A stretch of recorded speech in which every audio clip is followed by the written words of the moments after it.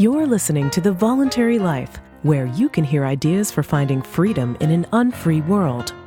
Visit thevoluntarylife.com to connect with the show and hear all past episodes. Here's your host, Jake. Hi everyone, it's Jake here. Welcome to The Voluntary Life. One of the general themes of this podcast is about looking at life alternatives and designing a life of your own choosing, not just following the default options in life. And this episode is about 3 alternative approaches to education. I'm going to be talking about unschooling, road schooling, and Sudbury Schools. I'm interested in this topic personally because my wife and I are thinking about options for education for our own daughter. So I've been looking into the different kinds of education that are out there, and I thought I would share with you some of the thoughts that I have about these education alternatives. I've also had a lot of listener questions and discussion about these topics, and I've already covered these themes in bonus episodes. So I thought what I would do in this episode is to bring together some clips from the bonus episodes to give you a taste of some of the thoughts that I'm having about different educational alternatives. The nice thing is that I've got so many bonus episodes now, over 60, that different themes are emerging in the kind of things that I get asked questions about and discussions that I have with listeners on live streams and so forth. And parenting and education is one of the themes that comes up. Even if you are a patron of The Voluntary Life and you've already heard these bonus episodes, I think you might find it interesting to compare these 3 different alternatives by hearing some discussions of each of them in one episode like this. So these are just going to be clips. I have more to say about all 3 of these different educational alternatives. And if you want to hear the whole bonus episodes, you can do so by becoming a patron on Patreon. If you support the show on Patreon, you get access to the whole back catalogue of bonus episodes. There's over 60 of them now, so you can binge listen to them all if you like. I also just want to give you a quick update. For those of you who don't like Patreon, you are welcome to support me on bitbacker.io using cryptocurrencies. I'm now accepting Bitcoin Core or BTC, Bitcoin Cash, BCH, and Smart Cash. And I'll accept other cryptocurrencies as soon as they are added to Bitbacker. Bitbacker is still an experiment. It's a very young platform, but I am going all in and adding my whole back catalogue. I've already uploaded 9 bonus episodes, and I'll add more in the coming weeks so that you'll be able to get access to all my bonus episodes on Bitbacker if you choose to support me there. I'll put links to both Patreon and Bitbacker in the show notes, and you can also find out more on my website, thevoluntarylife.com. So the first clip I want to play you is taken from bonus episode 39, which was called School as a Prison for Kids. And this is actually a response to a listener email about unschooling and the idea of unschooling. This listener had heard my interview with One Free Family on a previous episode about unschooling and was asking me about this idea of unschooling. So in the clip, you'll hear me reading out the email and then providing some comments. Here's the clip. I'm a new parent and I'm also wondering about various aspects of unschooling. Full disclosure, I worked for over a decade as a teacher and I've worked in both secondary and college education in the UK. I recently left a career in my original field for a variety of reasons, so despite my questions below, I feel well versed in the problems that our outdated education system has. I'm new to the ideas of personal liberty, so I'm sure there are many concepts which went over my head in this particular episode, so I'd love to hear your thoughts on these particular points which I'm still mulling over. Like you, I struggle with the semantics of truly self-directed learning. We're all products of our environments and to some greater or lesser degree will take on the interests and biases of our parents. This is all very well if you are a well-adjusted, rational person, but many people in the world are racists or have a religious belief that says women should be subservient to men, or believe that homosexuals should be killed, or believe that vaccines are dangerous. These views actively damage society and through ignorance can cause actual physical harm to other people. Is the role of the school system not to introduce people to ideas that they would not usually encounter for the benefit of all? To me, a school system allows people from a wide range of backgrounds to learn firsthand about the human condition from meeting people from out of your bubble. In my mind, this is a helpful state of affairs. He then raised some minor points which I won't cover in this episode, and he finishes the email by saying, I'd be interested in your thoughts on the idea that cross-country or state education is useful for ensuring people don't engage in harmful behaviours, through ignorance of widely accepted facts. So that was the email. I thought those were interesting points, and I'll share some thoughts on them. I get where this listener is coming from, and I understand his concern in thinking about unschooling. I mean, he's basically, as far as I can see, he's thinking, what about weirdo parents who are going to teach their kids some hateful ideologies outside school?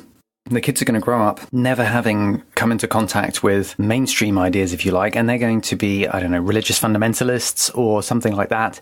And I guess he's questioning his own mind. Isn't that what school's for? To inculcate good ideas into children. And I suppose to protect children from their parents' bad ideas. I guess that's the idea. So I guess there's two different ways in which I will answer this point. One is to think about the practical side. What is it that the schools actually do? And the other is to think about the moral side. What is right under the circumstances to do.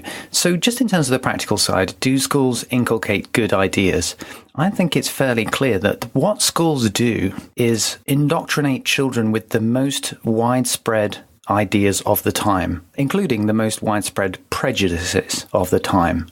So, for example, when homosexuality was a crime, I'm sure that children would have been taught that homosexuals are deviants and are immoral and so on and so forth. I'm sure, for example, that in Nazi Germany, school children would have been taught that Jews are a pest upon humanity and so on and so forth. So, in other words, what school is doing is giving the prejudices of the time, and especially of the state of the time. So if you're worried about crazy, wacky parents giving their kids bad ideas, and that the idea is that school will give them good ideas, I would say, well, school is going to teach mainstream prejudices. And in Western liberal democracies, mainstream prejudices that currently exist are certainly a lot better than they were, for example, in the Soviet Union or in Nazi Germany or in any other totalitarian state. But it's not so much good ideas, it's just mainstream ideas that schools are going to teach. The second idea that this listener put forward is the idea that schools get you out of your bubble. So you're going to meet other people and experience different groups and so forth. Now, again, I can understand where this person's coming from with this idea. I mean, he's probably thinking about, let's say, what happens if you're brought up in a really fundamentalist religious family and you've never met people who don't share that religious upbringing, and you know, maybe you've never even met people who can help you question these beliefs, for example. And so school is like a mixing place where you meet all sorts of different types. Well, the thing about that is I do understand how important it is to encounter different ideas and meet different people in order to grow in life. But school is like prison in the sense that kids are there against their will. They're not there voluntarily. They have to go there. Parents have to send them there by law. So school is a mixing ground in the same way that being in a prison is a mixing ground. And I mean, I certainly can speak to my own experience on this. I know what it's like being in a fairly rough state school in central London when you have a very middle-class accent. And I did a lot of mixing with people from different backgrounds to me when I was a kid. And my school experience was extremely violent and really no fun at all. It was a very difficult time for me in many ways. So it wasn't that I got to hear different viewpoints and mix with others. I had to survive in something that was a bit like a night release prison that I had to go to every day, along with a whole bunch of other kids who also had to be in this prison. And, you know, a lot of the violence and viciousness amongst kids, I think, reflected that we were all there against our wills. So I do understand it is important to meet people outside your bubble. It is important to meet others, but there's a huge difference between voluntarily getting together with other people who share a combined purpose, like, say, for example, working with other people. When you start a new job, you have to meet people from different backgrounds and different skill sets and work with them. Or if you have a hobby, then you can all get together and work on something, even if you have very different ideas or backgrounds. That's voluntary, and that's very different to being forced into a situation. I mean, we would never think of forcing adults into a situation where they had to go and meet people of a different background in order to become more well-rounded. You know, if you were forced, for example, to spend much of your week in close quarters with people who you had no choice but to be there with, you would consider that to be something like a prison. And that's what school is. So I understand the idea and the intention that this listener has, and that a lot of people have, but the intention is not the same as the reality of what happens to kids when they are actually in school. And this is the huge lesson that I think school teaches implicitly. Whatever happens officially during lessons in school where kids are taught about all sorts of things, the real lesson is you're here whether you like it or not, and we will force you to be here, and you will learn what we teach you whether you like it or not, because you don't know any better and because you're not in control of your life. These are the real messages that compulsory schooling gives kids. And this is what John Holt talked about in his book, Instead of Education, which is a fascinating book.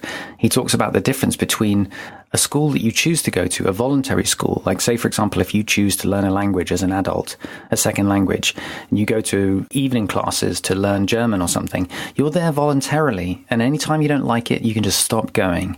And there's a massive difference between that kind of learning. Or let's say a kid takes a real interest in learning chess or something and goes to chess clubs and maybe goes to learn new techniques in chess from people who are more experienced. That kind of learning is voluntary. There's a huge difference between that and being forced to sit in a class and go to a school whether you like it or not. That was the clip. If that sounds interesting to you, you can hear the rest of the episode about the moral side of the argument for unschooling and about addressing these questions in terms of what you can do in your own life to encourage rational values in your kids and in other kids too.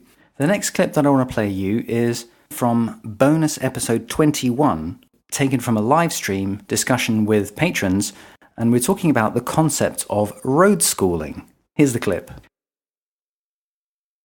Mike and Lauren have videos about this, about their lifestyle, and they've converted an RV and like totally decked it out, and maybe it's partly my experience of watching their videos that I noticed that a big part of the project is that they're really into that. They're really into DIY and to all that kind of stuff. And I'm just not really that interested in I've never got into that stuff. Not to say that I think I could develop an interest in it if I chose. If I got myself interested in it, I would be quite happy to learn new skills because that can be fun too.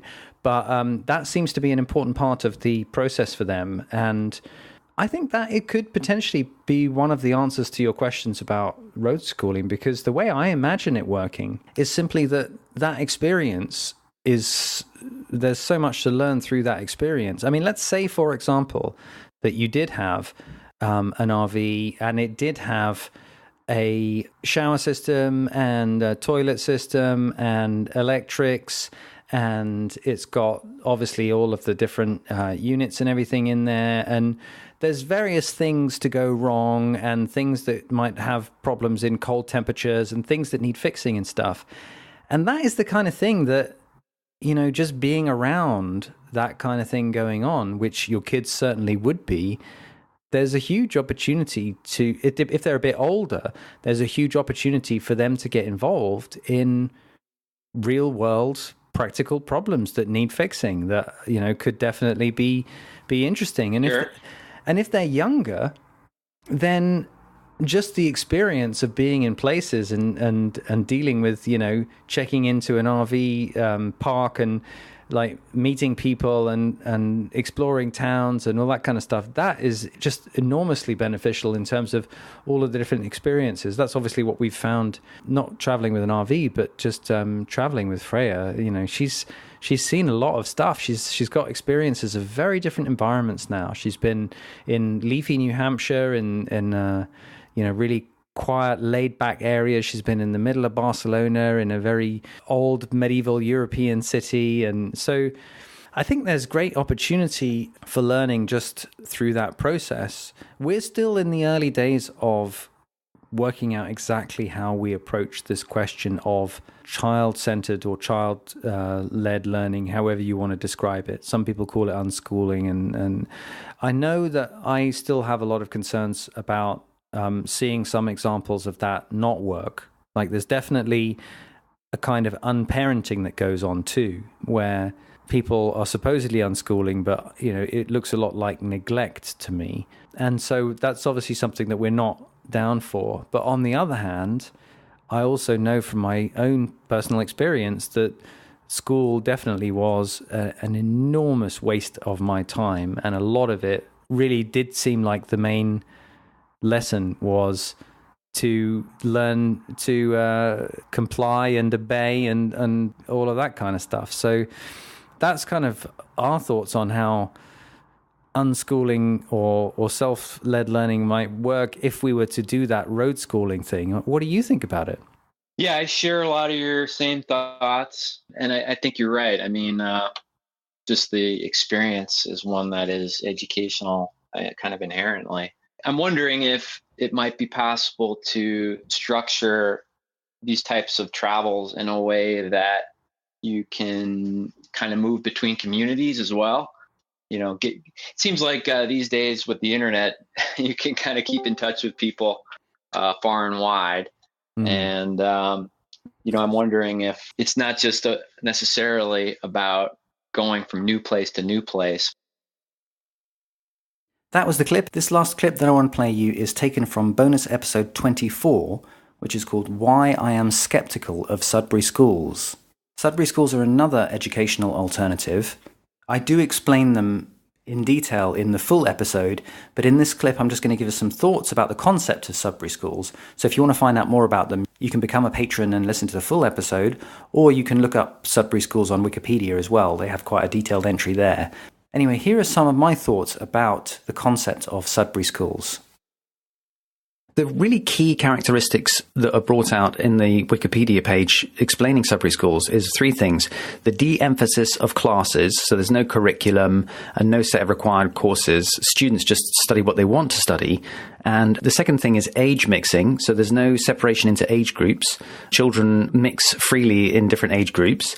And the third thing is this idea of autonomous democracy, which I've talked about a little bit. Included in that is the idea that parents have limited involvement or no involvement in the school administration. Sudbury Schools are run by this democratic meeting idea where students and staff participate equally. Some aspects of this concept of a Sudbury School I find really inspiring. The idea of self-directed learning and the idea of children of different ages mixing. Some of these ideas really make a lot of sense if you take them within the context of John Holt's critique of traditional schools that I talked about in the episode on Instead of Education, the book by John Holt, where he made the point that the key lesson of schools is you are here whether you like it or not. And you're going to be taught what we teach you, essentially whether you like it or not. And Sudbury Schools have obviously taken a very different approach where they are emphasizing child-directed learning and trying to encourage children to learn things that they are passionate and interested in and trying to support and facilitate that process. And the age mixing kind of stuff, that's all very interesting too. So that I find very interesting. But this democratic idea is an odd one that I find a really strange thing to throw into the mix if you're interested in self-directed learning. And I guess the thing that strikes me is it raises a question, what is a school? What is the purpose of a school? It makes most sense to me to think of a school as simply a service provider. A school is a business, if you like, that is in the business of providing a particular service, and that service is education. You could also argue that schools provide another service, which is essentially child supervision, and schools are used as a kind of daycare as well. So maybe it would be fair to say that schools provide the service of child supervision and education. And if you think of a school as a service provider, then why would that lead you to the idea that a school should be run democratically? Just to give you an example of an analogy, if you think of another service, like, for example, a gym, which is providing an environment for fitness training and exercise, and also some teaching and coaching on fitness. If you joined a gym, would you want that gym to be run democratically? Would it be important for you to have a vote in how that gym employs people and what their opening times should be and so on and so forth? I mean, I'm sure that you would want the gym to be responsive to customer needs, and I'm sure you'd want them to have a good environment and stuff. But I don't know about you, but I have no interest in voting on how a gym is run. When I go to a service provider like a gym, I want a good service. I don't want to get involved in running the business. And the same if you think of it as a hotel. When you go to a hotel, you don't want to be asked to vote on who should be the next manager of the hotel. you want to use the service of the hotel and you want that service to be responsive to your needs as a customer. And so it's odd to me that Sudbury emphasizes this whole role of voting for the kids, because I see school as a service provider providing a service. Now, you could say there's an interesting question, which is who is the customer for the service? And maybe the old-fashioned approach to education is to say that parents are the customers of schools because they're the ones making the decisions. Certainly, Sudbury has a different approach in that it kind of excludes parents from decision-making, as far as I understand. So I guess from the perspective of people running Sudbury schools, the child is very much the customer of a school. But even if you consider the child to be the customer of the school, that doesn't, to me, mean that necessarily the child gets involved in decisions about running the school in terms of voting and all this kind of stuff. And arguably, I think you could say that the customer for schools is not just the child, but it's the child and the parent.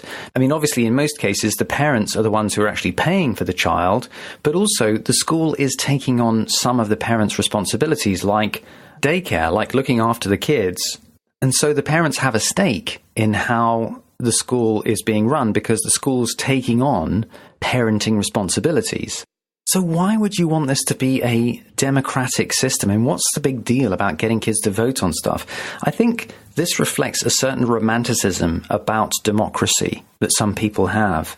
And I would argue that there's absolutely nothing inherently virtuous about democracy. The classical liberal view, or the kind of Enlightenment view of democracy, was always that democracy was kind of a necessary but unfortunate thing that we need to put up with. And Winston Churchill summarized that quite well when he said democracy is the worst of all possible political systems except for all the others.